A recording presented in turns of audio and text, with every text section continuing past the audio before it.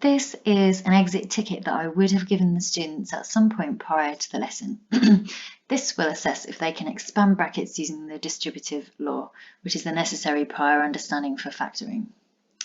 Using assessment in this way allows me to see who's ready for the next step and work with students who are not ready in order to top up their knowledge. This is done with high levels of student ownership. For example, we would discuss and edit together, referencing growth mindset, in order to ensure that they understand that mistakes are a necessary part of the learning process.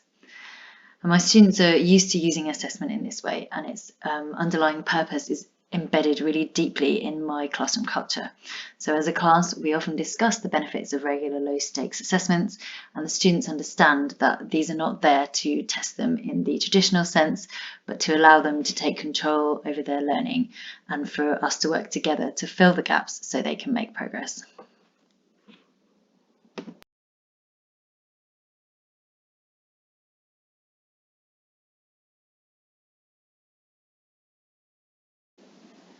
Okay, so here is a rectangle split into two parts. I've labelled the sides of each part. And go away and work with your discussion partner. Can you tell me the area of the rectangle as an algebraic expression? Remember that it's your job to explain your process to your partner so that they can understand how you got there. And think about how your mathematical knowledge can help you. Following our rich class discussion, we've reached the following shared understanding. So to find the area of a rectangle, we calculate length times width. Here the rectangle is in two parts. So we'll first calculate 7 times 5, which is 35, and then we'll calculate d times 5, which is 5d. We can also write this as 35 plus 5d is equal to 5 brackets 7 plus d. But why? Why can I write it like this? And how does this match the area model? So talk to your partner and discuss that. So you've noticed that the common factor is 5. So in 5 bracket 7 plus d, we would be multiplying both the 7 and the d by 5. In 35 plus 5d, we have distributed the factor 5 to each term. Here is a different area model. And what do you notice about this area model? And how would you find the side lengths? So work with your partner to answer these questions and puzzle out the side lengths. Make sure, as always, that you are working collaboratively and explaining your process to your partner. So again, at this point, students would work in discussion partners to begin to understand factoring as reverse distribution. First, we would work together to notice that this time we don't have the side lengths and we need to work in reverse to find them. The first step would be to find a common factor of 18 and 15, which we would put in the left-hand box. This would allow us to calculate the remaining values. So we would do it like this. We need to find a common factor of 18 and 15, which is 3. Now we think, what do I multiply 3 by to get 18? 6. And what do I multiply 3 by to get 15? 5. So 18 plus 15 is equal to 3 multiplied by 6 plus 3 multiplied by 5. And we can write this as 3 brackets 6 plus 5. And this is called factoring, finding out what multiplies together to create an expression. Here's another area model. What do you notice this time? And how would you find the side lengths?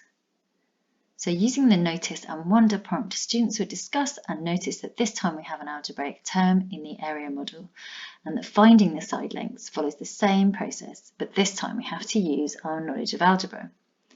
So go away and work with your partner to find the common factor and fill in the side lengths. And we would come back together to discuss that our first step again is to find the common factor of 9x and 12, which is 3. And what would I multiply by 3 to get 9x? I'd multiply by 3x. And what would I multiply 3 by to get 12? 4. So again, I can say that 9x plus 12 is equivalent to 3 multiplied by 3x plus 3 multiplied by 4. and I can write this using brackets as 3 brackets 3x plus 4.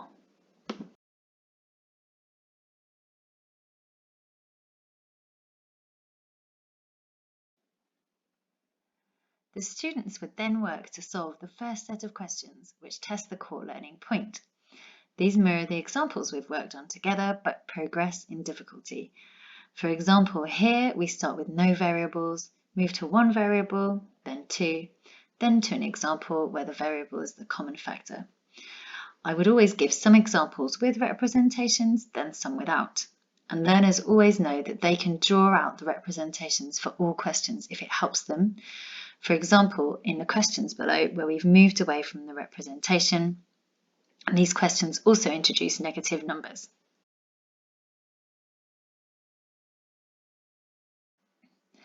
And here is our final problem, which lots of you have already been working on together.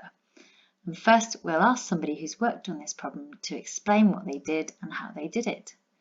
Get ready to ask questions or give comments. Remember, we're working together here to support each other to gain this understanding. Having discussed as a class using the students' explanations, we've reached the following shared understanding. So first, remember that we can think of 12a squared b as 12 times a times b.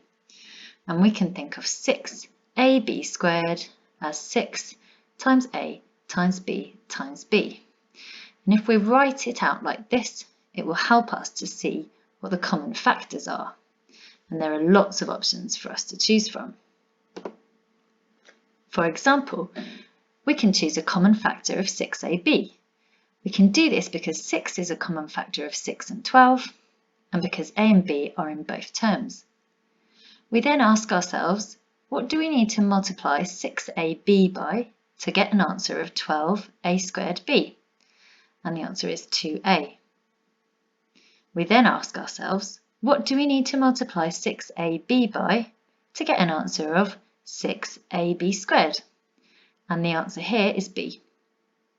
So we can write this as 6ab brackets 2a plus b. So that's one possibility. Here's another possibility. We could choose to have a common factor of ab.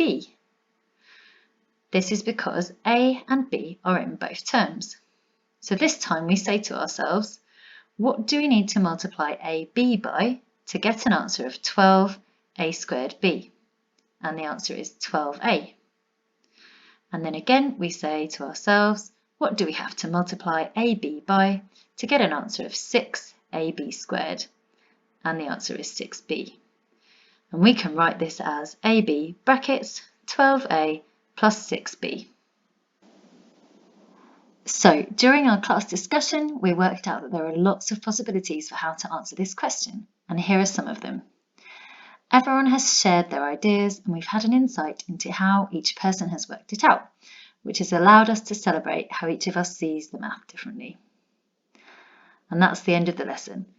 The only remaining thing for me to do is to look at the learning the students did today and work with anyone who still hasn't quite accessed the core learning. This will allow me to give them one-to-one attention with the hope of topping up their understanding before we move on.